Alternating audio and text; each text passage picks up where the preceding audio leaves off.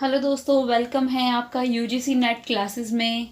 Last video में हमने अरस्तु के कुछ थॉट्स के बारे में बात की थी, उनके जीवन परिचय के बारे में बात की थी। आज की वीडियो में भी हम जो थॉट्स रह गए थे उनके बारे में बात करेंगे, ओके। और नेक्स्ट अपकमिंग वीडियो में हम प्रीवियस ईयर के क्वेश्चंस पर डिस्कस करेंगे। एंड अगर आपकी कोई क्वेरी है तो प्लीज़ कमेंट सेक्शन में ज़रूर पूछिए, ठीक है। अगर आप चाहते हैं यूजीसी नेट पॉलिटिकल साइंस से रिलेटेड मैं किसी और टॉपिक पे वीडियो बनाऊं तो मुझे टॉपिक ज़रूर बताइए, ठीक है। तो चलिए स्टार्ट करते हैं हम आज का न्यू टॉपिक, संविधानों का वर्गीकरण। अरस्तु संविधानों को लेके क्या मानते हैं, क्या संविधान से उनका क्या तात्पर्य है, क्या उनका मतलब है, क्या कहना चाहते हैं वो संविधान को लेके, ठीक है। तो चलिए बात करते हैं। अरस्तु का मतलब था, अरस्तु के अनुसार संविधान से मतलब है कि विभिन्न पदों का संगठन व उनका निर्धारण करना। विभिन्न पदों का संगठन व उनका निर्धारण करना और विशेषकर ऐसे पदों का निर्धारण की बात करते हैं अरस्तु जो पूरे राजनीतिक मामलों में सर्वोच्च पद हैं या सबसे ऊंचा पद है, ठीक है। मतलब कि कहने का मतलब यह है कि शासन के संचालन के लिए पदों को डिस्ट्रीब्यूट किया जाता है। मतलब है कि शासन के संचालन के लिए, भाई किसी भी शासन के संचालन के लिए पदों को तो डिस्ट्रीब्यूट किया ही जाएगा ना। शासन के संचालन के लिए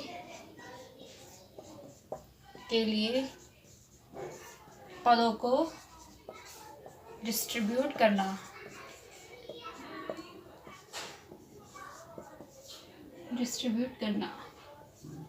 मतलब किसके पास कितने पद होंगे, किस पद की क्या शक्ति होगी, कौन सा पद कौन ग्रहण करेगा, ठीक है। इस तरीके की उन्होंने संविधान के बारे में बोला है कि संविधान का मतलब उन्होंने ये लिया है।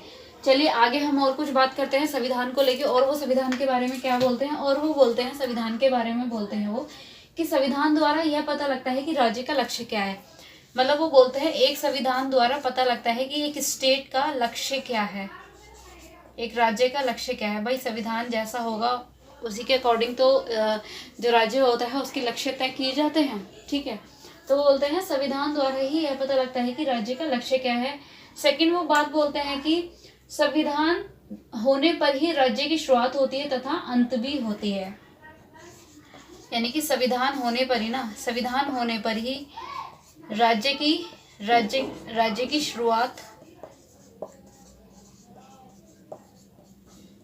शुरुआत और राज्य का अंत होता है, ठीक है। और राज्य का अंत होता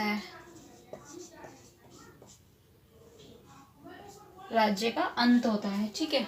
और वो क्या बोलते हैं संविधान को लेके, और वो बोलते हैं कि राज्य का आधार ही ना, आधार जो होता है ना, राज्य का आधार बेस, किसी भी राज्य का आधार जो होता है वो संविधान ही होता है।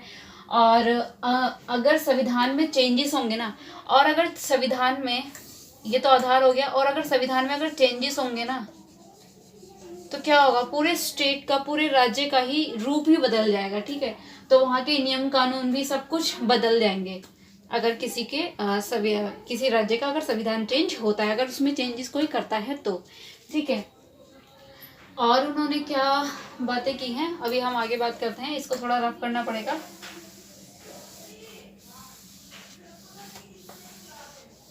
मतलब ओवरऑल वो क्या बोलते हैं संविधान को लेके, पदों का डिस्ट्रीब्यूशन करना, ठीक है। ओवरऑल वो यही बोलते हैं, पदों का वितरण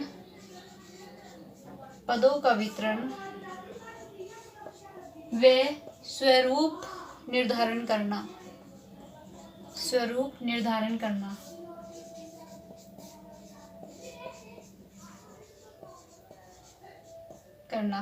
देखिए जैसे कि आप अगर आज का ये एग्जाम्पल लें अपने इंडिया का, हमारे इंडिया में क्या है, हमारे यहाँ लोकतंत्र है, ठीक है। हमारे यहाँ केंद्र में कैसी सरकार है, हमारे यहाँ केंद्र है, केंद्र में अलग सरकार है, हमारे यहाँ राज्य में अलग सरकार है, ठीक है।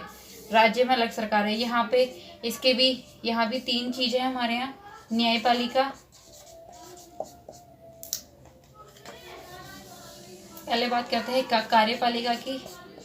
कार्यपालिका, फिर है हमारी न्यायपालिका, ठीक है। और सॉरी, यहाँ पर आएगा हमारा विधायिका। हम विधायिका की बात करेंगे यहाँ पे, विधायिका। और फिर आती है हमारी न्यायपालिका।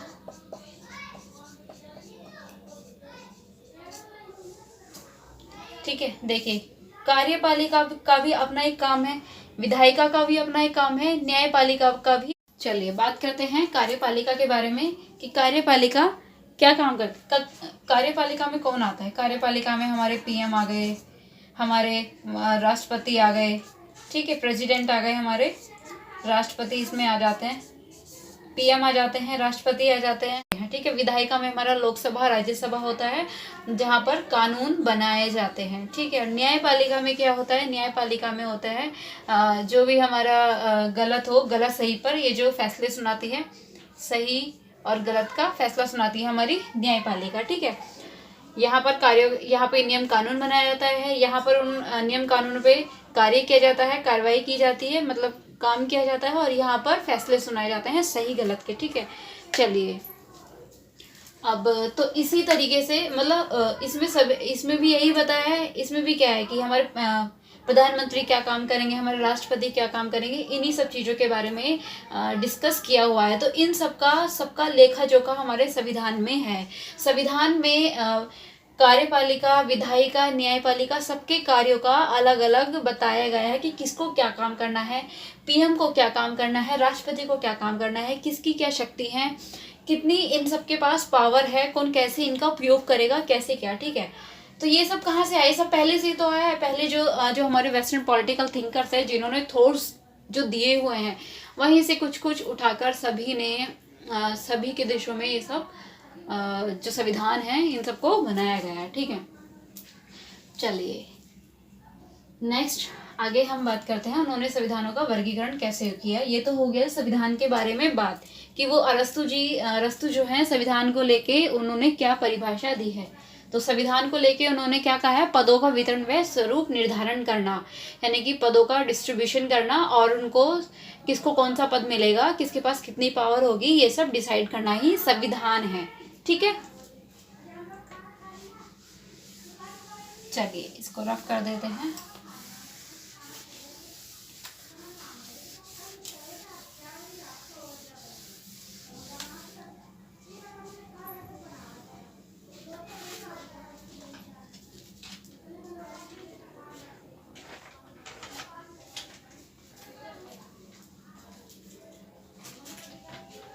अब संविधानों का वर्गीकरण अरस्तु ने 2 आधारों पे किया है, ठीक है। 2 आधारों पे किया है संविधान का वर्गीकरण। पहला क्या किया है उन्होंने? संख्या के आधार पे, संख्या के आधार पे पहला किया है उन्होंने संख्या के आधार पे, और दूसरा किया है उन्होंने नैतिक आधार पर। नैतिक, अभी हम समझेंगे इनको, ठीक है। पहला ये, दूसरा ये। अब वो क्या कहता है संख्या के आधार पे, यानी कि क्या कहते हैं वो कि जो शासन व्यवस्था होती है, जो शासन व्यवस्था होती है वो किसी एक इंसान की होगी, एक व्यक्ति की होगी, 2 व्यक्ति की होगी, या बहुसंख्यक लोगों की होगी, ठीक है। तो शासन व्यवस्था में कोई भी हो सकता है। तो संख्या के आधार पर उन्होंने ऐसे वर्गीकरण किया है कि एक व्यक्ति, शासन व्यवस्था एक व्यक्ति की हो सकती है, 2 व्यक्ति की हो सकती है, 2 व्यक्ति की हो सकती है, या कुछ की हो सकती है, कुछ व्यक्ति की, या यह बहुसंख्यक, 2 व्यक्ति नहीं, 1 व्यक्ति, कुछ व्यक्ति, या बहुसंख्यक लोगों की, बहुसंख्यक व्यक्ति की हो सकती है, ठीक है, व्यक्तियों की, ठीक है। और नैतिक आधार में उन्होंने क्या बोला है? वो बोलते हैं कि शासन करने वाले, उसमें वो बताते हैं कि शासन करने वाले लोगों का उद्देश्य क्या होना चाहिए। शासन करने वाले लोगों का उद्देश्य क्या होना चाहिए? उद्देश्य की बात करते हैं इसमें। शासन करने वाले लोगों का उद्देश्य क्या होना चाहिए? जन कल्याण या फिर स्वार्थ पूर्ति। भाई हर कोई तो नहीं जन कल्याण करता, कोई स्वार्थ पूर्ति भी तो करता है, ठीक है। तो वो यही बात करते हैं, संख्या के आधार पर संविधानों का उन्होंने वर्गीकरण किया है कि कुछ तो संविधान ऐसे होते हैं जहाँ की शासन व्यवस्था में क्या होता है ना कि एक व्यक्ति का शासन होगा, कुछ व्यक्ति का होगा, कहीं पर बहुसंख्यक व्यक्ति का होगा, ठीक है ना। और नैतिक आधार पर उन्होंने बताया कि उसमें जो शासन व्यवस्था होती है ना, उसमें शासन करने वाले व्यक्ति का उद्देश्य क्या होता है, जन कल्याण होता है या फिर स्वार्थ पूर्ति होता है। वो जन कल्याण करते हैं, लोगों के लिए काम करते हैं, या फिर खुद अपने हितों के बारे में ही सोचते हैं, ठीक है। चलिए अब हम बात करते हैं उन्होंने इनका और वर्गीकरण कैसे किया, इसको रफ कर देते हैं। देखिए संख्या के आधार पर उन्होंने क्या बताया है, जैसे कि संख्या। अब हम आगे बात करते हैं और इनकी निकृष्ट और उत्कृष्ट रूप के बारे में इन्होंने कुछ जानकारी दी है अस्तु ने, तो हम इनके बारे में बात करते हैं। संख्या, ठीक है, संख्या, उत्कृष्ट,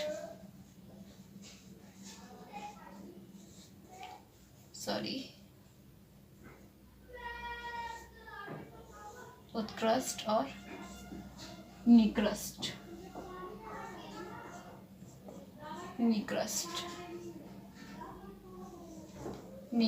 ठीक है, इनके बारे में उन्होंने क्या बोला है, अब हम इनके बारे में बात करते हैं। देखिए संख्या यानी कि एक व्यक्ति का शासन, जहां एक व्यक्ति का शासन होता है उसको क्या कहते हैं?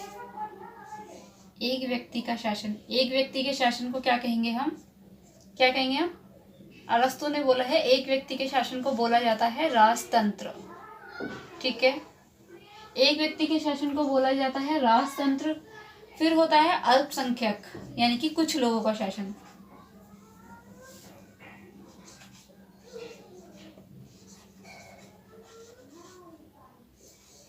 अल्पसंख्यक लोगों का शासन होता है, यानी कि वो क्या होता है, उसे क्या कहते हैं? उसे कहते हैं कुलीन तंत्र। उसे अरस्तु महोदय ने कहा है कुलीन तंत्र या फिर अभिजात तंत्र। एग्जाम्स में वर्डिंग्स बदल जाती हैं तो इन चीजों का ध्यान रखिएगा, ठीक है। अभिजात तंत्र, कुलीन तंत्र या फिर अभिजात तंत्र। तीसरा होता है बहुसंख्यक, बहुत लोगों का शासन, जैसे कि हमारे यहाँ डेमोक्रेसी।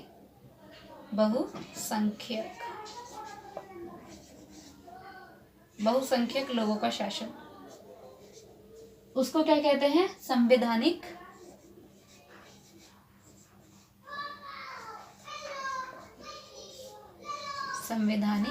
या फिर पॉलिटी भी कहते हैं इसको, ठीक है।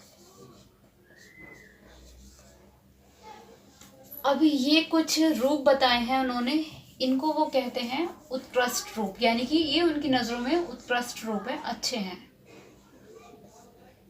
शासन व्यवस्था का ये रूप उनकी नजरों में अच्छा है, ये है उत्कृष्ट रूप।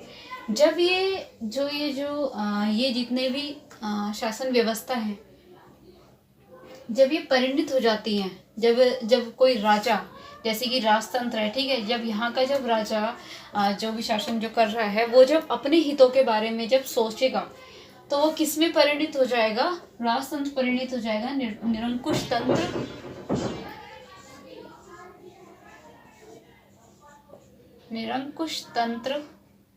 निरंकुश तंत्र कहते हैं, या फिर कहते हैं उसको नृशंस तंत्र, ठीक है। राजतंत्र हमारा परिणित हो जाएगा निरंकुश तंत्र या फिर नृशंस तंत्र में, ठीक है, जब एक राजा अपने ही हितों के बारे में सोचने लगेगा, ठीक है। सेकंड आता है हमारा कुलीन तंत्र या फिर अभिजात तंत्र। जब ये हमारा अपने हितों के बारे में सोचेगा तो क्या बन जाएगा हमारा, क्या नेक्स्ट किस में परिणित हो जाएगा? धनिक तंत्र या फिर गुट तंत्र में। धनिक तंत्र या फिर गुट तंत्र। गुटतंत्र में परिणित हो जाएगा। ठीक है। तीसरा होता है हमारा संवैधानिक और पॉलिटी, यानी कि संवैधानिक या फिर पॉलिटी। जब ये अपने हितों के बारे में सोचता है तो इसका रूप किस में परिणित हो जाता है? प्रजातंत्र, इसको कहते हैं हम, इसको हम कहेंगे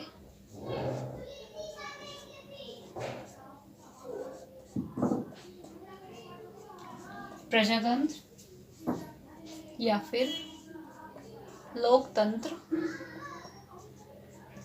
या फिर क्या कहेंगे इसको? भीड़ तंत्र। भीड़ तंत्र भी कहेंगे, वैसे ये तो कम आता है, इसको छोड़िए। प्रजातंत्र या फिर भीड़ तंत्र ज्यादा होता है। ठीक है, पेपर में एग्जाम में प्रजातंत्र या फिर भीड़ तंत्र। तो ये बताए हैं अरस्तु ने इसके शासन व्यवस्था के उत्कृष्ट रूप। ठीक है, और ये बताए हैं उन्होंने निकृष्ट रूप।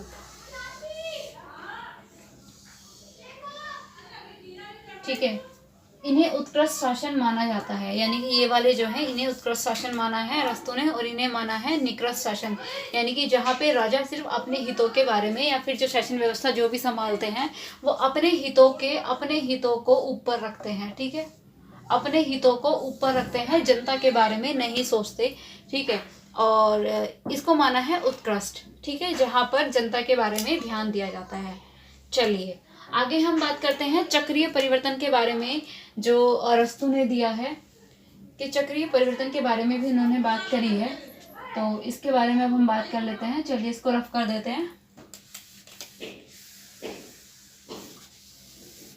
चक्रीय परिवर्तन के बारे में उन्होंने क्या बोला है?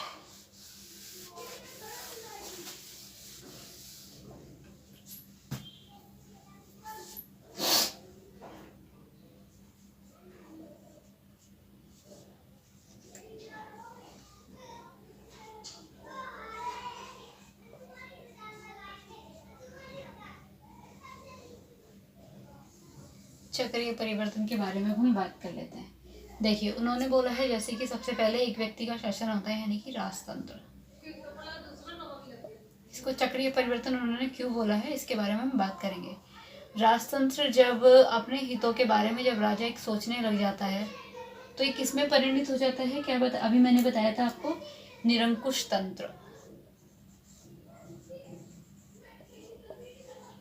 निरंकुश तंत्र या नैशस तंत्र, या फिर एक और नाम है इसका आतताई तंत्र, या फिर नाम है इसका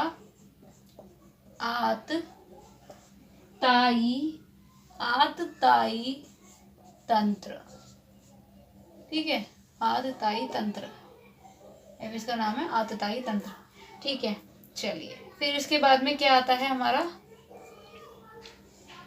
फिर आता है कुछ लोगों का शासन, यानी कि इन्हें गिने लोगों का शासन, कुछ लोगों का शासन। ठीक है, उसका क्या नाम बताया था मैंने? अभिजात तंत्र।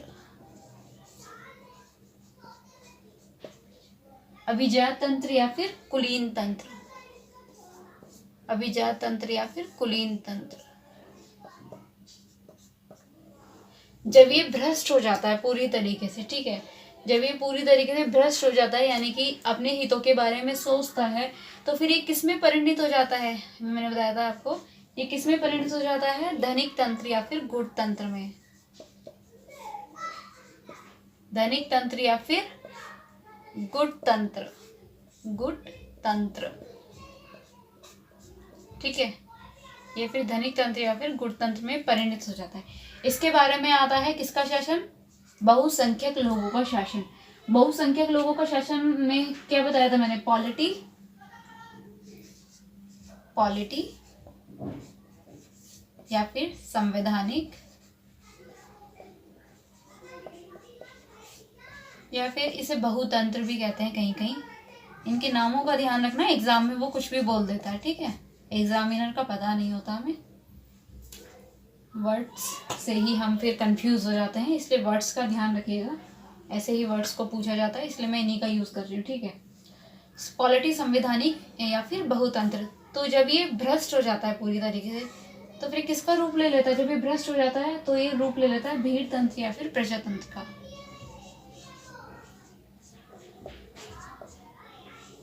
भीड़ तंत्र या फिर प्रजातंत्र।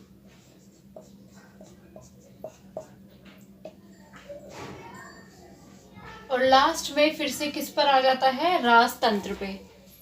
राजतंत्र पे फिर से आ जाता है। तो इसी के बारे में क्या बोलते हैं, अरस्तु जी बोलते हैं, हमारे अरस्तु बोलते हैं कि जिस तरह से साइकिल के पहिए होते हैं ना, साइकिल होती है उसके जिसके पहिए घूमते हैं ना, उसी तरह से हमारी शासन व्यवस्था भी नियमित रूप से बदलती रहती है। जैसे कि कभी राजतंत्र, ठीक है, तो बदलती रहती है। परिवर्तन का जो चक्र होता है ना, ये राजतंत्र से स्टार्ट होता है, यहाँ से स्टार्ट होता है और इसी पे आके खत्म हो जाता है। पहले राजतंत्र आएगा, फिर निरंकुश में परिणित हो जाएगा, फिर अभिजात आएगा, फिर धनिक में परिणित हो जाएगा, फिर संवैधानिक आएगा, फिर प्रजातंत्र में परिणित हो जाएगा और लास्ट में आकर किस पे रुक जाएगा, राजतंत्र पर ही बदल जाएगा, आकर राजतंत्र ही आ जाएगा लास्ट में, ठीक है। और अरस्तु जो है ना, कौन सी शासन व्यवस्था को वो उत्तम मानते हैं, उनकी नज़रों में कौन सी शासन व्यवस्था उत्तम है, उनकी नज़रों में है ये पॉलिटी, संवैधानिक या फिर बहुतंत्र, यानी कि बहुसंख्यक लोगों का शासन ही उनकी नज़रों में अच्छा है, यानी कि डेमोक्रेसी एक एग्जाम्पल है हमारा। तो डेमोक्रेसी, ठीक है, डेमोक्रेसी। चलिए ठीक है, आगे हम बात करते हैं इनके नागरिकता संबंधी विचार क्या थे। नागरिकता संबंधी विचारों के बारे में बात करते हैं। चलिए अब स्टार्ट करते हैं नागरिकता संबंधी विचारों के बारे में। अरस्तु के क्या विचार थे नागरिकता के बारे में। अरस्तु ने, देखिए, अरस्तु ने नागरिकता में किस व्यक्ति को नागरिकता मिल सकती है इसके बारे में तो कम बात की है, बट किसको नागरिकता नहीं मिल सकती इसके बारे में उन्होंने ज़्यादा बात करी, यानी कि कौन कौन नागरिकता के अधिकारी नहीं है इसके बारे में उन्होंने ज़्यादा बात की है। तो चलिए अब हम बात करते हैं कौन कौन अधिकारी, किस किस को अधिकार नहीं है नागरिकता का, इसके बारे में हम पहले बात कर लेते हैं। चलिए ठीक है, देखिए वो बोलते हैं कि निवास से कोई व्यक्ति को नागरिकता नहीं प्राप्त होती, यानी कि अगर कोई व्यक्ति यहाँ पे रह रहा है आके, ठीक है ना, किसी राज्य में रह रहा है तो उसको नागरिकता नहीं प्राप्त होगी, ऐसा कहना अरस्तु का था। निवास से नागरिकता प्राप्त नहीं होती। वो बोलते हैं निवास से नागरिकता प्राप्त नहीं होती क्योंकि एक राज्य में दास भी रहते हैं और विदेशी भी रहते हैं, दास भी रहते हैं और विदेशी भी रहते हैं। किसी राज्य में दास भी रहते हैं, विदेशी भी रहते हैं, तो इसलिए वो रहते हैं, वो निवास करते हैं वहां पे, पर उन लोगों को नागरिकता नहीं दी जाती, इसलिए निवास के आधार पे नागरिकता नहीं दी जा सकती। सेकंड बात वो क्या बोलते हैं कि अभियोग चलाने से भी किसी को नागरिकता नहीं मिल सकती। अभियोग चलाने से भी किसी को नागरिकता नहीं मिलती, क्योंकि क्या कहता है इसके बारे में, क्योंकि यह अधिकार विदेशियों को भी दे दिया जाता है संधि करके। यह अधिकार विदेशियों को भी दे दिया जाता है संधि करके ये अधिकार विदेशियों को भी दे दिया जाता है, ये अरस्तु बोलते हैं। थर्ड वो बात क्या बोलते हैं, वो बोलते हैं जिनकी नागरिकता छीन ली हो किसी देश ने, किसी दूसरे देश ने नागरिकता छीन ली हो, या जिनका देश निकाला हो चुका हो, नागरिकता छीन ली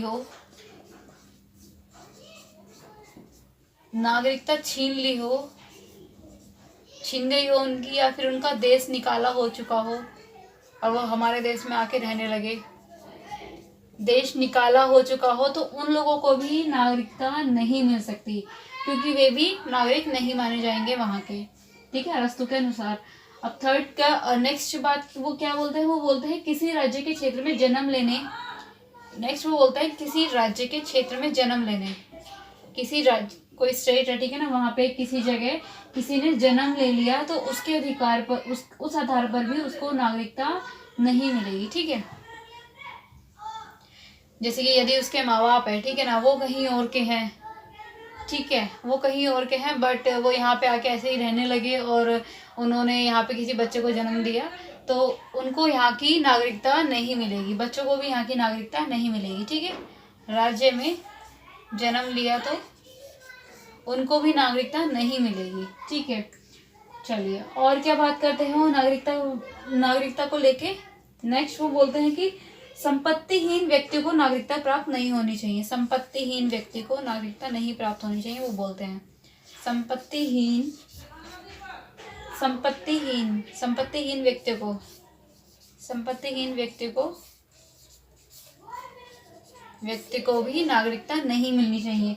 यानी कि जिनके पास संपत्ति नहीं है उनको नागरिकता नहीं मिलनी चाहिए, क्योंकि क्या बोलते हैं वो बोलते हैं कि जो जिनके पास संपत्ति नहीं होती ना उनमें कोई गुण भी नहीं होता, और वो राज्य के किसी कार्य में रुचि भी नहीं लेते हैं, तो इसी के आधार पे उन्हें कोई अनुभव भी नहीं होता, इसलिए उनको नागरिकता भी नहीं मिलनी चाहिए। ठीक है, नेक्स्ट वो क्या बात करते हैं कि दासों को भी नागरिकता नहीं मिलनी चाहिए।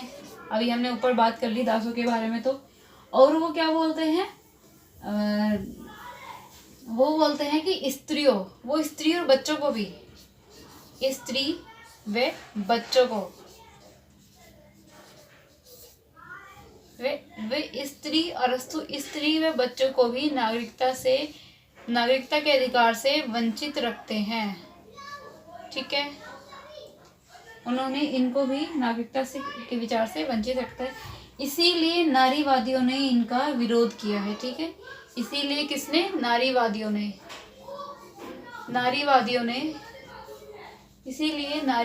ने अरस्तु का विरोध किया है। चलिए ठीक है, आगे हम बात करते हैं उन्होंने नागरिकता किसके लिए है, इसके बारे में उन्होंने क्या बोला है, इसको लेके हम बात करते हैं। किस किस को नहीं मिलनी चाहिए ये तो उन्होंने बता दिया, बचा ही कौन बहुत ही कम लोग। चलिए, उन्होंने क्या बोला है किसको नागरिकता मिलनी चाहिए, उन्होंने बोला है जो स्थायी रूप से न्याय के प्रशासन न्याय के प्रशासन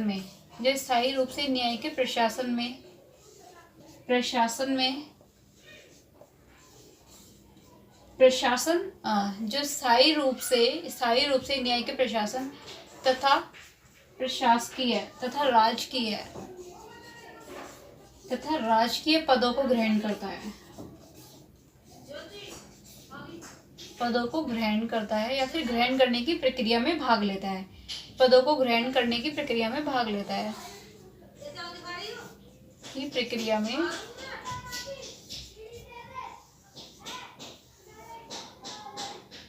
ग्रहण करने की प्रक्रिया में भाग लेता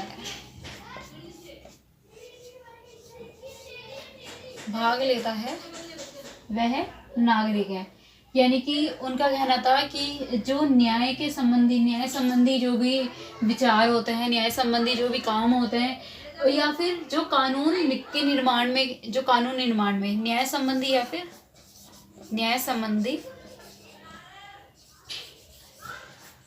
या फिर कानून निर्माण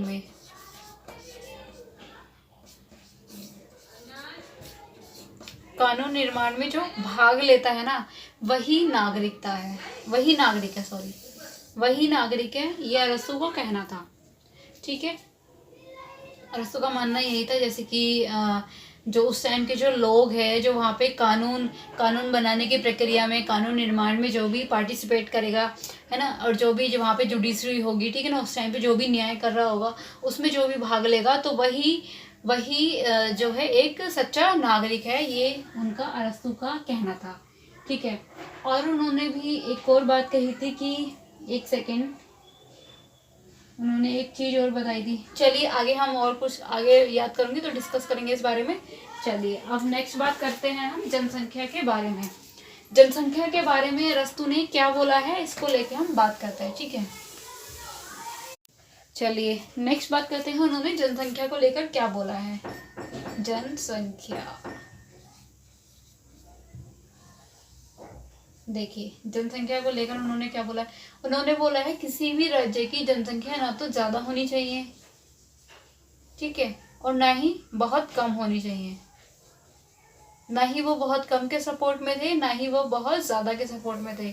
ठीक है, वो क्या कहते थे, वो इसलिए कहते थे क्योंकि जनसंख्या अगर ज्यादा होगी तो कानून और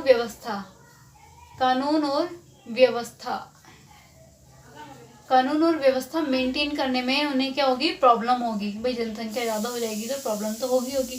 ठीक है, कानून व्यवस्था मेंटेन करने में प्रॉब्लम होगी। और जब जनसंख्या अगर कम होगी तो जब जनसंख्या अगर कम होगी तो राज्य अपनी सभी आवश्यकताएं पूरी नहीं कर पाएगा, ठीक है ना। भाई एक राज्य को अपनी आवश्यकताएं पूरी करने के लिए भी तो लोग चाहिए ना। पूरे एक राज्य को आत्मनिर्भर बनाने के लिए एक अच्छी जनसंख्या का होना बहुत ज़रूरी है, ठीक है। इसलिए इसलिए वो बोलता है कि किसी भी राज्य को आत्मनिर्भर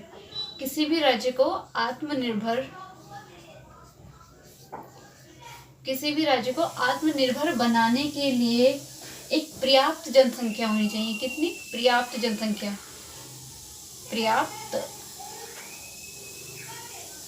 पर्याप्त जनसंख्या होनी चाहिए, ठीक है।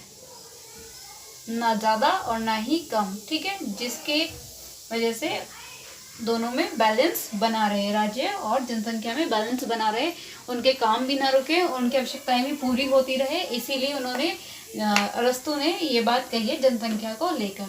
चलिए आगे हम बात करते हैं अब शिक्षा को लेकर उन्होंने क्या बोला है। शिक्षा को लेकर उन्होंने क्या बोला है अरस्तु ने। देखिए उन्होंने बोला है कि एक आदर्श राज्य के लिए शिक्षा बहुत इम्पोर्टेंट होती है ना। उन्होंने एक आदर्श राज्य के लिए शिक्षा को इम्पोर्टेंट माना है। आदर्श राज्य के लिए उन्होंने शिक्षा को बहुत इम्पोर्टेंट माना है।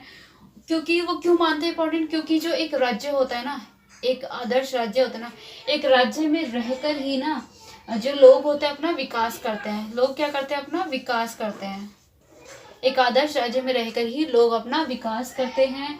तो इसीलिए उन्होंने क्या बोला है कि शिक्षा होनी चाहिए और सभी के लिए मैंडेटरी बोला। उन्होंने क्या बोला है? सभी के लिए मैंडेटरी। वो सभी को, अरस्तु जो है सभी के लिए शिक्षा मैंडेटरी बताते हैं। स्त्री पुरुष सभी के लिए वो शिक्षा मैंडेटरी बताते हैं कि हाँ भाई सभी को शिक्षा ग्रहण करनी चाहिए, उनको अपना विकास करना चाहिए एक राज्य में रहकर। इसलिए एक आदर्श राज्य की स्थापना के लिए शिक्षा को जरूरी बताया है अरस्तु ने। चलिए नेक्स्ट बात करते हैं राज्य में विभिन्न वर्ग। अरस्तु ने एक राज्य में बहुत सारे वर्ग होते हैं, तो उन वर्गों के बारे में उन्होंने बात कही है। उन्होंने क्या वर्गों के बारे में बात कही है, चलिए बात करते हैं। उन्होंने बोला है कि एक आदर्श राज्य के लिए ना उन्होंने जनता की जो है 6 नीड्स बताई हैं। एक आदर्श राज्य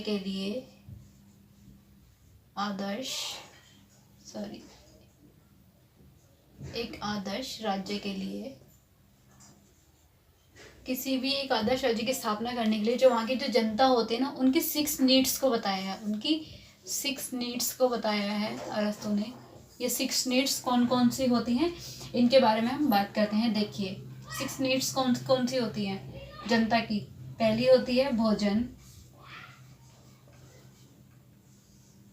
फिर होती है कला कौशल,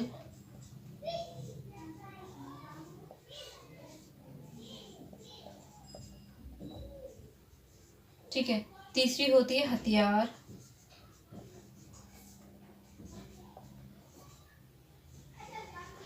फिर होती है संपत्ति,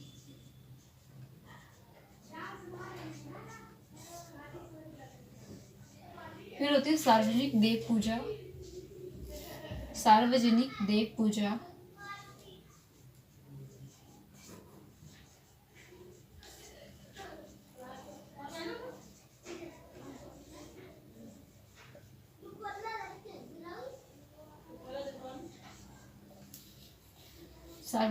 पूजा, तथा लास्ट होती है सार्वजनिक हित का निर्धारण।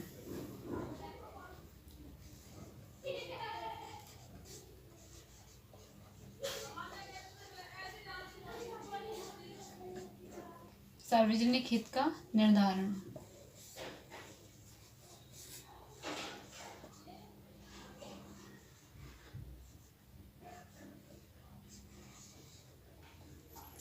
चलिए अब नेक्स्ट बात करते हैं। अब उन्होंने ये तो बता दिए, ठीक है ना। अब इन 6 नीड्स को पूरा करने के लिए भी उन्होंने वर्ग बताए हैं।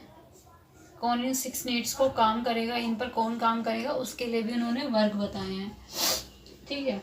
चलिए तो भोजन के लिए कौन होगा, भोजन कैसे पैदा होगा, कौन होता है, कौन खेती करता है?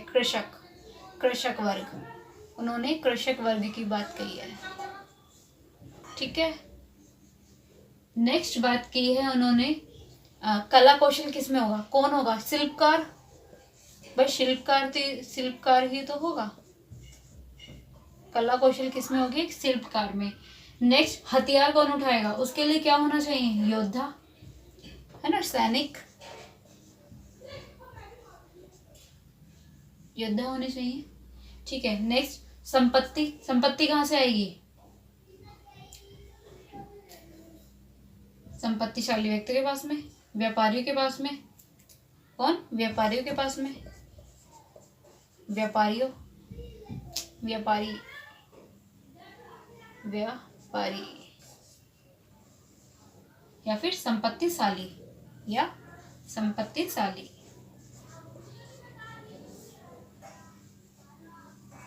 संपत्तिशाली। ठीक है। और नेक्स्ट, सार्वजनिक देव पूजा। सार्वजनिक देव पूजा यानी कि पुरोहित, यानी कि कौन? पुरोहित, अरे जो पंडित होते हैं।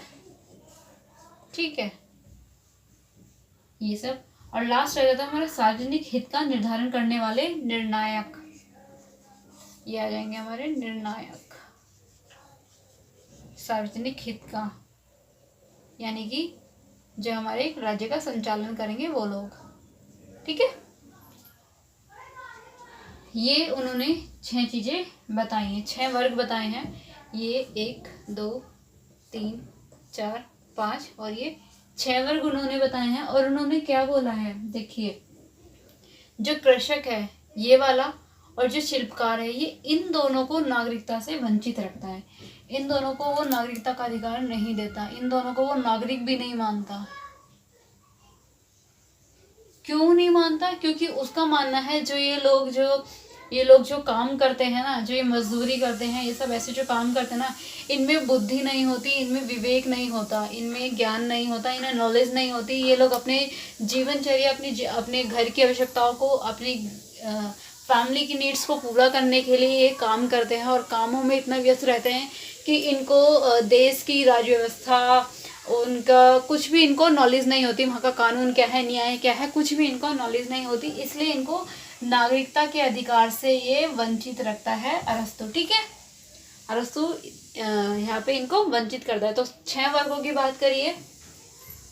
चलिए, इसीलिए तो देखिए, जब जैसे कि हमने पढ़ा था क्रांति के कारण निवारण हमने पढ़ा था ना, उसमें हमने क्रांति का एक कारण पढ़ा था हमने, अन्याय जो था। उसमें क्या होता है? उसमें मैंने बताया था आपको कि किसी वर्ग को जो जितना पाने का अधिकारी होता है उसको उतना नहीं मिलता, जो जितना पाने का अधिकारी भी नहीं होता उसको उससे ज़्यादा मिल जाता है। इसीलिए क्रांति होती है। ठीक है ना, ये क्रांति के कारण बनते हैं। तो यही जो वर्ग हैं यही क्रांति करते हैं। जब इनको ये वर्ग जितना पाने का अधिकारी है, इसको इतना कभी नहीं मिलता। ठीक है। और बाकी जो वर्ग जो होते हैं वो इतना पाने का अधिकारी भी नहीं होते, बल्कि उनको उससे ज़्यादा मिल जाता है। ठीक है। तो इसीलिए विद्रोह होता है, इसलिए क्रांति होती है। तो इन दोनों को उन्होंने नागरिकता से वंचित रखा है अरस्तु ने। ठीक है। चलिए, नेक्स्ट हम बात करते हैं मध्यम वर्ग का सिद्धांत उन्होंने दिया था अरस्तु ने। मध्यम वर्गीय सिद्धांत के बारे में उन्होंने बात करी है। देखते हैं क्या बात की उन्होंने। चलिए, मध्यम मार्ग का सिद्धांत। मध्यम मार्ग का सिद्धांत।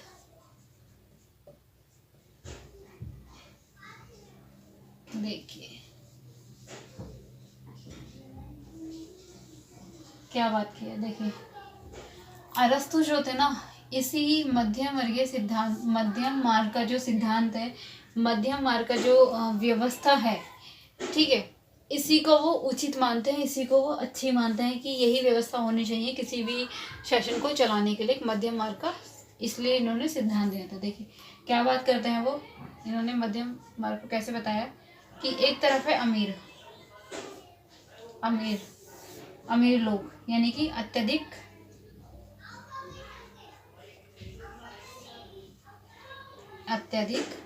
धनवान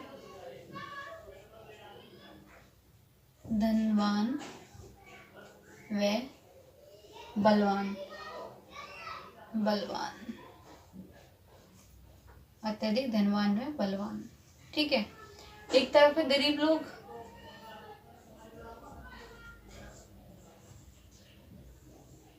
यानी कि अत्यधिक धूर्तता, यानी कि अत्यंत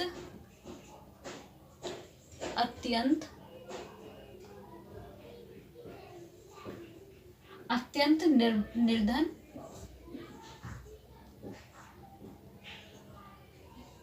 और अत्यंत निर्धन और निर्बल।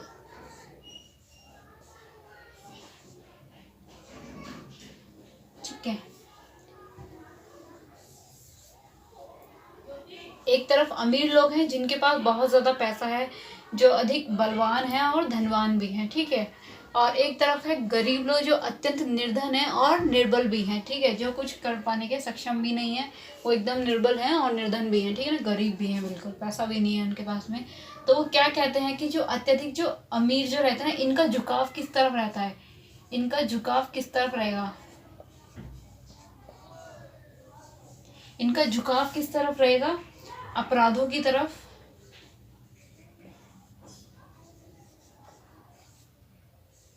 अपराधों व अत्याचारों की तरफ।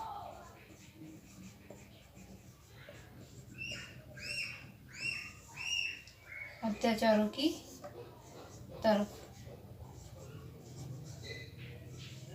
यानी कि जितने भी अमीर हैं, अरस्तू के अनुसार कहना था कि जितने भी अमीर वर्ग है, ठीक है ना, जो अत्यधिक धनवान व बलवान जो लोग होते हैं, उनका जो झुकाव रहता है ना, अपराधों की तरफ रहता है, अत्याचारों की तरफ रहता है, ठीक है ना, वो लोग अपराध करते हैं, अत्याचार करते हैं आदि, ठीक है। तो अरस्तू का कहना था, गरीब लोगों के लिए क्या कहना था कि इनका झुकाव जो रहता है ना, इनका झुकाव रहता है, इनका झुकाव रहता है धूर्तता,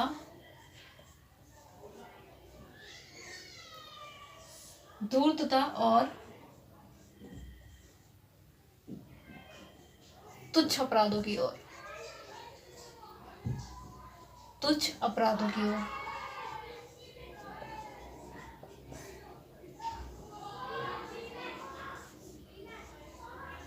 तुच्छ अपराध मतलब चोरी चकारी, छोटी छोटी लूटपाट, जेब काटना, ठीक है, ये सब। तो जो अत्यंत गरीब लोग होते हैं उनका क्या रहता है, वो छोटे छोटे अपराध करते हैं ना, चोरी, आए दिन चोरी करना, आए दिन किसी की जेब काटना, है ना, कहीं से कुछ किसी को डरा धमका के किसी से गली में, चौराहे पे, कहीं भी, ठीक है ना, कुछ। तो इस तरीके से गरीब लोग करते हैं और अमीर लोग इस तरीके से करते हैं, ठीक है। तो अब क्या कहते हैं, अरस्तू कहता है कि ये दोनों ही जो वर्ग है ना, इन दोनों ही वर्गों में ना ज्ञान नहीं होता, ज्ञान, इन दोनों ही वर्गों में ज्ञान नहीं होता, इन दोनों ही वर्गों में विवेक नहीं होता। इसीलिए अरस्तू कहते हैं कि इन दोनों में, अमीर वर्ग में और गरीब वर्ग में, दोनों में ही ज्ञान और विवेक नहीं होता है, ठीक है ना, ये दोनों ही इसका अनुसरण नहीं करते हैं। क्या होगा ना कि जो अमीर होगा ना, वो गरीब को तिरस्कार की नज़र से देखेगा, ठीक है, किसकी नज़र से, तिरस्कार की नज़र से, इनका तिरस्कार करेगा वो गरीब होगा, ठीक है। और जो गरीब वर्ग होगा वो इनको किसकी दृष्टि से देखेगा, वो इनको देखेगा ईर्ष्या की दृष्टि से, ठीक है, ईर्ष्या की दृष्टि से देखेगा, ईर्ष्या, गरीब ईर्ष्या की दृष्टि से देखेगा और अमीर तिरस्कार की दृष्टि से। इसीलिए अरस्तू मध्यम मार्ग का सिद्धांत लेकर आए थे। उन्होंने बोला एक शासन व्यवस्था को चलाने के लिए ना ही कोई अमीर और ना ही कोई गरीब होना चाहिए, कोई ऐसा वर्ग होना चाहिए जो ज़्यादा ना गरीब हो और जो ज़्यादा ना अमीर हो। इसलिए उन्होंने मध्यम मार्ग का सिद्धांत वो लेकर आए थे, मध्यम मार्ग, ठीक है। उनका क्या था ना कि एक राज्य का, वो बोलते हैं, अरस्तू बोलते हैं कि एक राज्य का क्या लक्ष्य होता है। इसको रफ कर दें, इसको रफ कर देते हैं, थोड़ा यहाँ से ही रफ कर देते, चलिए नीचे से।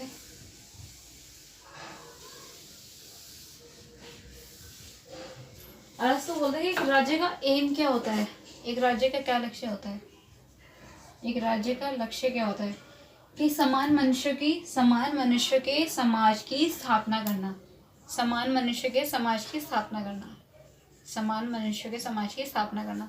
यानी कि जहाँ पर बिल्कुल भी गरीब अमीर का बोलबाला ना हो, जहाँ पर कोई भी असमानता ना हो, ठीक है। समान मनुष्य के समाज की स्थापना करना,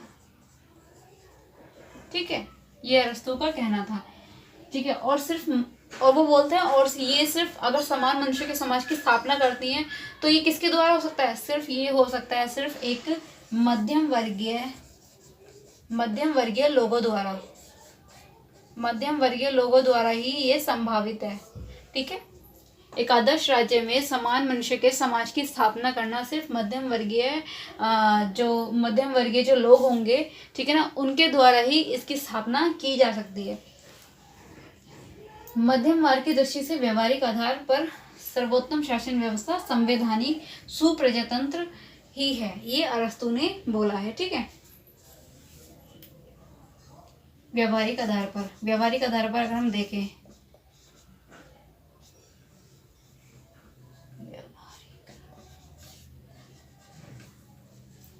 व्यवहारिक आधार पर अगर देखें तो वो बोलते हैं कि सुप्रजातंत्र या फिर संवैधानिक, बताया था मैंने आपको अभी, संवैधानिक,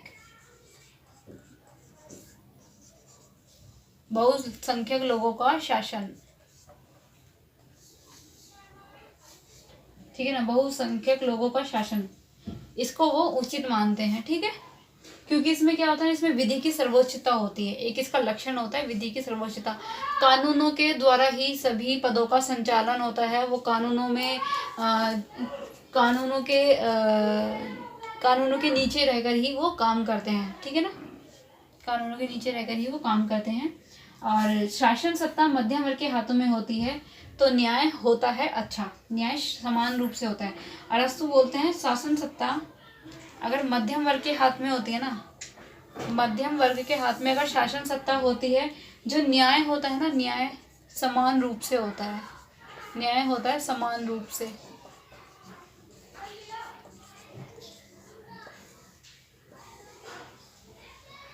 ठीक है।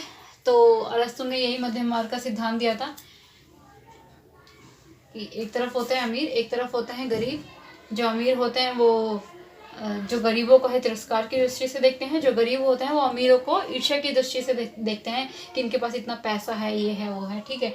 इसीलिए अरस्तु मध्यम मार्ग का सिद्धांत लेकर आए थे कि उनका कहना था कि एक आदर्श राज्य की स्थापना करने के लिए ना समान मनुष्य के समाज की स्थापना करनी होगी। तो और ये किसके द्वारा ही हो सकता है? मध्यम वर्गीय लोगों के द्वारा ही हो सकता है, ठीक है। मध्यम वर्गीय लोगों में ही ज्ञान होता है, वो ना ही तो ज़्यादा अमीर होते हैं ना ही ज़्यादा गरीब होते हैं, इसलिए ना ही वो किसी के लिए उनका दृष्टिकोण तिरस्कार का होता है, ना ही किसी के लिए उनका दृष्टिकोण ईर्ष्या का होता है, ठीक है। तो और वो अपने जब वो शासन व्यवस्था में आते हैं तो वो उसी ढंग से काम करते हैं, न्याय करते हैं सभी के साथ में। चलिए, ठीक है। नेक्स्ट आगे कुछ बातें रह गई थी अरस्तु के बारे में, वो हम बात कर लेते हैं। ये हो गया यहीं पे फिनिश। सारे थॉट्स के बारे में हमने कवर कर लिया है, सारे थॉट्स के बारे में हमने बातें कर ली हैं, जो जो उन्होंने दिए हैं अपने विचार, क्रांति के कारण, निवारण, इन सब के बारे में हमने बात कर ली है। चलिए, कुछ बातें हैं जो अरस्तु के बारे में एग्जाम्स में पूछ ली जाती हैं, चलिए मैं बता देती हूँ। जैसे कि एक मैक्सी एक विचारक हैं, उन्होंने क्या कहा है अरस्तु के बारे में। मैक्सी ने बोला है जो अरस्तु है ना, अरस्तु प्रथम राजनीतिक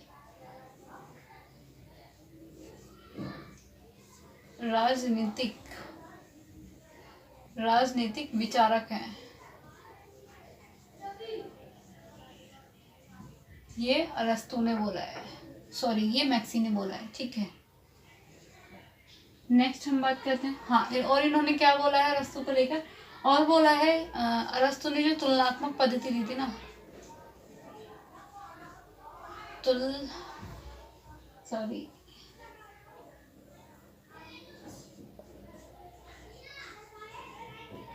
तुलनात्मक पद्धति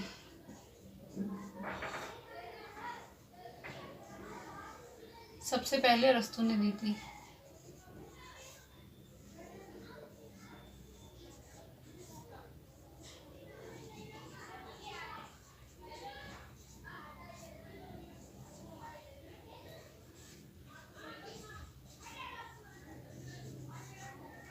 जी हाँ, इन्होंने 158 संविधानों का इन्होंने 158 संविधानों का अध्ययन किया था। ठीक है, 158 संविधानों को इन्होंने पढ़ा था। चलिए, और क्या बोला है, संविधान का जनक। और इन्होंने क्या बोला है अरस्तु को, संविधान का जनक। संविधान का जनक उन्होंने क्यों बोला है, क्योंकि उन्होंने शासन का प्रवर्तन चक्र, संविधान का वर्गीकरण, ठीक है, ये सब किया है, तो इसलिए इन्होंने संविधान का जनक बोला है इनको। ठीक है, और हम अरस्तु के बारे में बात करते हैं। और थे एक सेबाइन। सेबाइन ने क्या बोला है अरस्तु को लेके। देखिए, ये बातें ना पूछ ली जाती हैं। ठीक है, किस फिलोसोफर ने या किसके बारे में क्या कहा, तो ये सब याद रखना बहुत ज़रूरी है एग्जाम के पॉइंट ऑफ व्यू से। चलिए, सेबाइन ने क्या है कि अरस्तु का आदर्श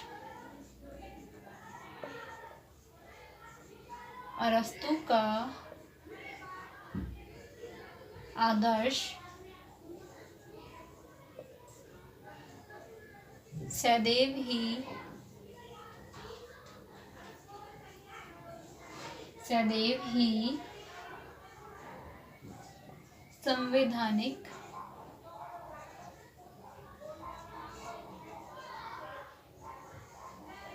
संवैधानिक शासन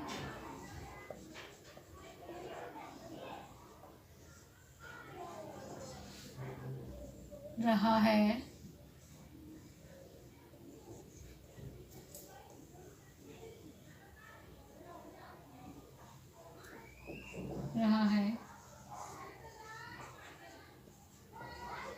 निरंकुश राज्य नहीं।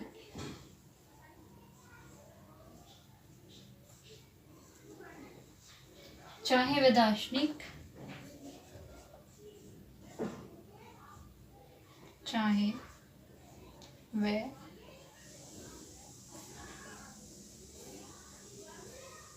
दार्शनिक राजा का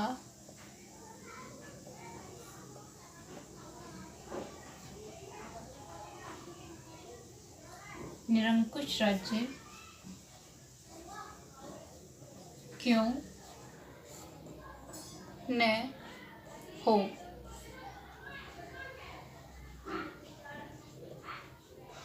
ठीक है, ये सेबाइन ने बात बोली है अरस्तु को लेके। चलिए, आगे बात कर लेते हैं। फादर ऑफ बायोलॉजी किसको बोला जाता है, एरिस्टोटल को। हाँ जी, एरिस्टोटल को फादर ऑफ बायोलॉजी भी बोला जाता है, फादर ऑफ बायोलॉजी।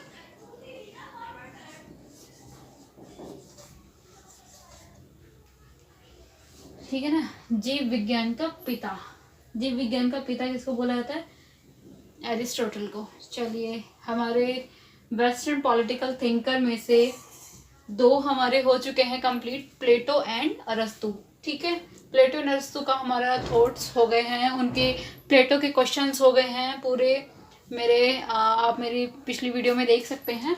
ठीक है, अब नेक्स्ट आने वाली वीडियो में हम बात करेंगे अरस्तु के क्वेश्चंस के बारे में। प्रीवियस ईयर में जो भी इनके जितने भी क्वेश्चंस आए हैं, हम उनके बारे में बात करेंगे नेक्स्ट वीडियो में। चलिए दोस्तों, ये वीडियो ख़त्म होती है आज यहीं पर। अब हम मिलेंगे नेक्स्ट वीडियो में। और अगर आपको मेरी वीडियो पसंद आती है तो मेरी वीडियो को लाइक, सब्सक्राइब, शेयर और बेल आइकन को प्रेस करना न भूलें। चलिए, थैंक यू।